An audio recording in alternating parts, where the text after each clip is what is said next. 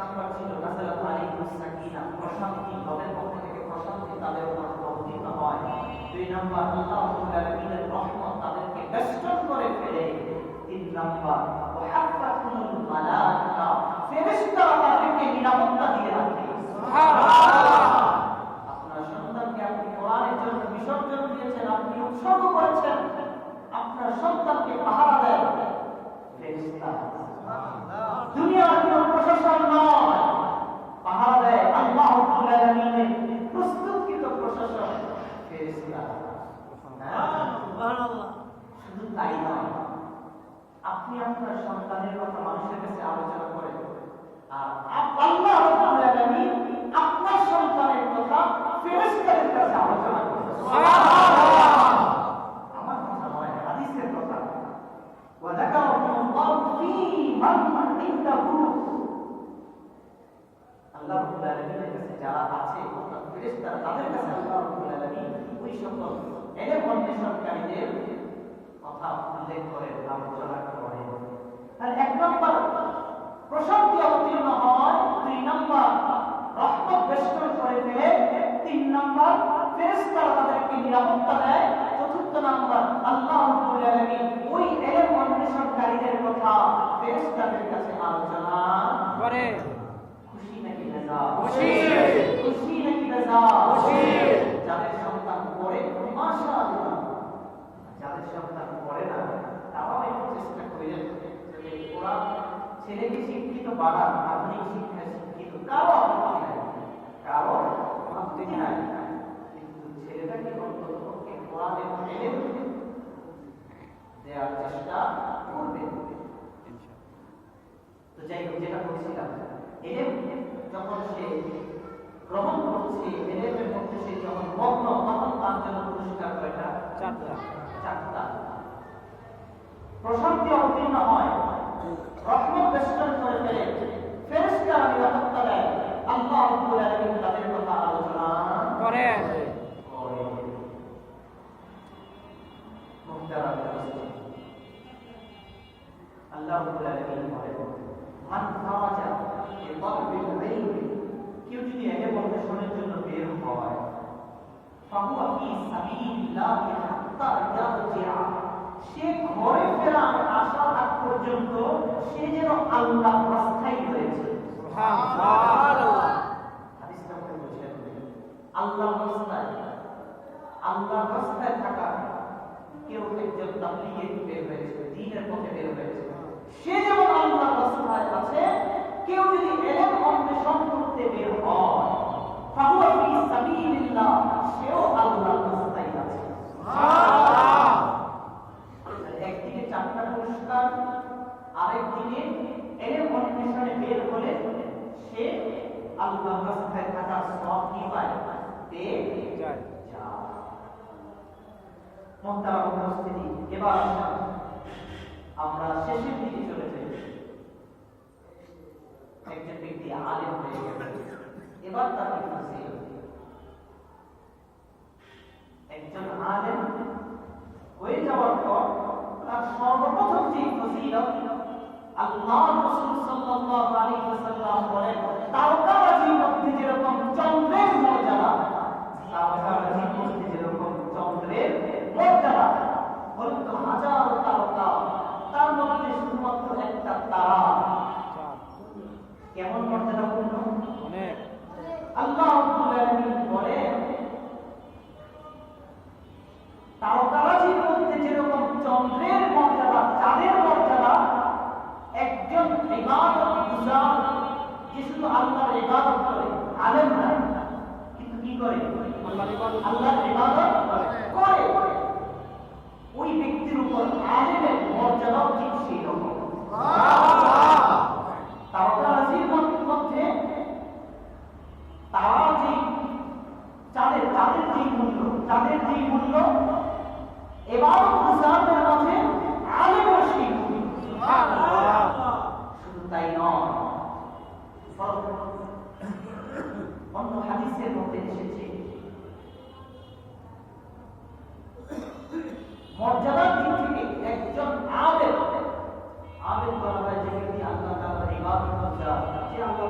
দেওয়ার ভিতরে কিন্তু কি না আলেম না, দিনের ইলম নাই, কিন্তু শুনে শুনে সে আমল করে।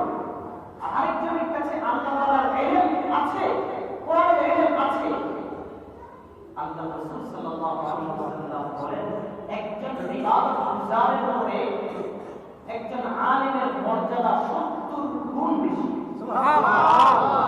আমার কথা নয়, হাদিসের মধ্যে এসেছে ফাদলুল মুমিনি আলিমি আলাল মুমিনিল আবিদ 70 দারাজা।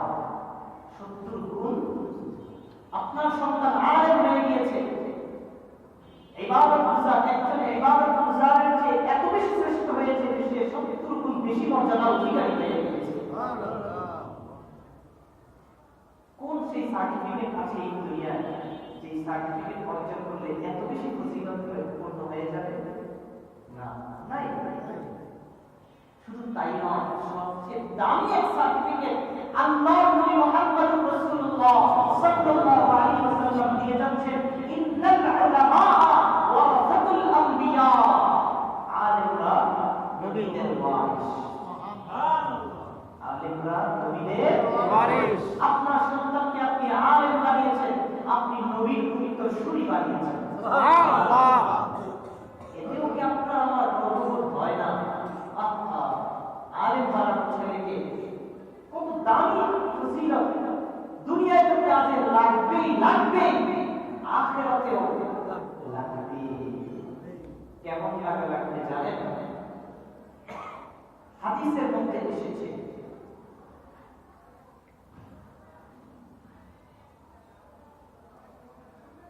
কিয়ামতের দিন সুপারিশ করবেন যেরকম ভাবে নবীরা, নবীর পরে সুপারিশ করার মর্যাদা পাবে আলেম। তারপর শহীদেরা, ইসলামের পক্ষে লড়াই করতে গিয়ে একজন শহীদ হয়ে গিয়েছে, মারা গিয়েছে, জিহাদ করতে গিয়ে ইন্তেকাল করেছে, শাহাদাত বরণ করেছে, তার চেয়ে বেশি মর্যাদা আল্লাহ দিয়েছেন তাদেরকে, আলেমদেরকে। হাদিসের কথা, আমার কথা নয়। ইশফাউ ইয়াউমাল কিয়ামাতি সালাসা, কিয়ামতের দিন তিন শ্রেণীর মানুষেরা সুপারিশ করবে। এক নম্বর আল আম্বিয়া, সুম্মা আল উলামা, তিন নম্বরে আশ-শুহাদা। নবী, আলেম, শহীদ।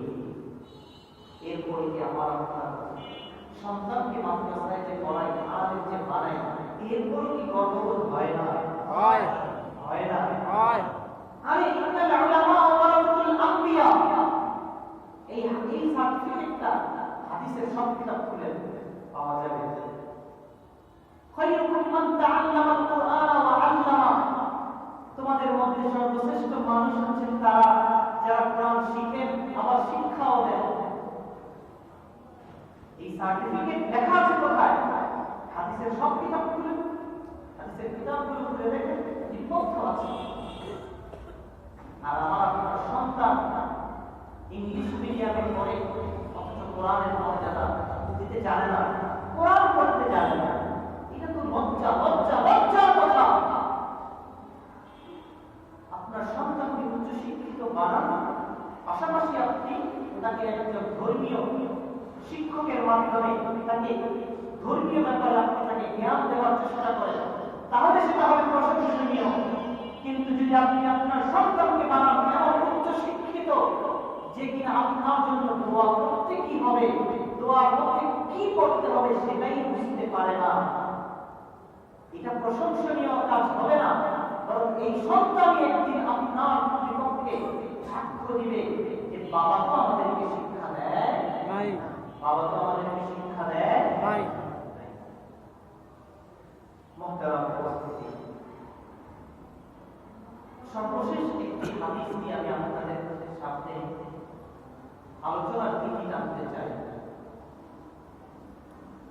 রাসূল আকরাম সাল্লাল্লাহু আলাইহি ওয়াসাল্লামের একজন সাহাবী আবু দারদা, একটু আগে বলেছিলাম আমরা আবু দারদা, তিনি বলেন, দেখো কুন আলিমা, তুমি আলেম হও।